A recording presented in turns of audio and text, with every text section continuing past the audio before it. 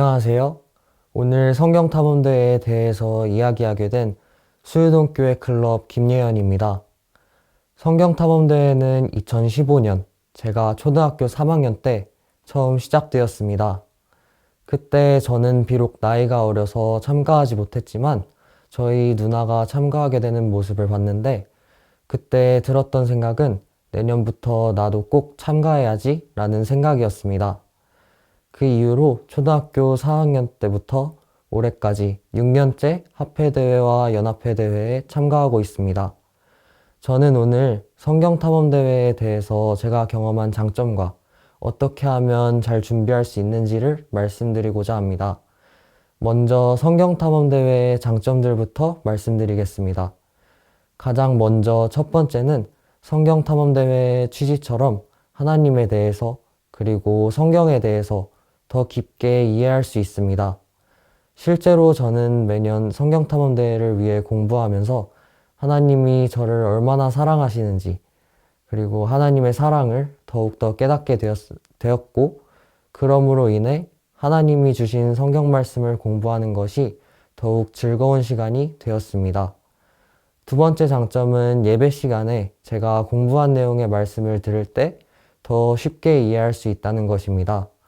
성경에 대해 잘 몰랐을 때는 예배 시간이 때때로 지루하게 느껴지기도 했지만 성경탐험대회를 위해 공부했던 내용이 나오면 저거 내가 공부했었는데? 이렇게 예전에 공부했던 내용이 떠올라서 설교를 들을 때도 더욱더 집중해서 잘 이해하면서 들을 수 있었습니다.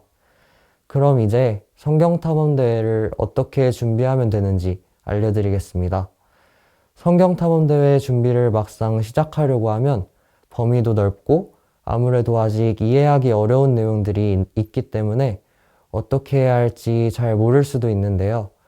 가장 먼저 하면 좋은 것이 당연히 그 범위의 성경을 쭉 읽어보는 것입니다.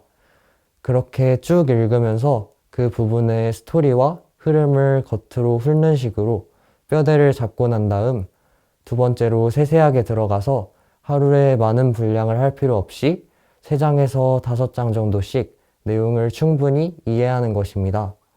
이때 중요한 것은 본인이 직접 문제를 만들어 보는 것입니다. 그렇게 하면 내용이 쉽게 잘 이해가 되고 또 기억이 오랫동안 남을 수 있습니다. 그리고 전날에 이해했던 내용을 먼저 복습해보고 그 다음 내용으로 넘어가는 것도 많은 도움이 됩니다. 이때 본인이 조금 아직 이해가 덜 됐고 아직 잘 모르겠다라는 부분은 따로 체크해 두거나 어디에 써놓아서 나중에 다시 한번 더 보면 더 좋습니다.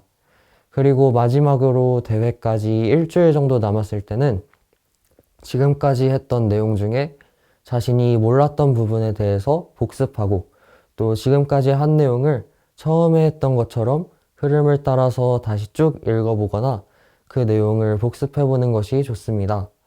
이때는 정말 마지막이라는 생각으로 모르는 것이 있으면 절대 다음으로 넘어가지 말고 확실히 이해한 다음에 넘어가는 것이 중요합니다.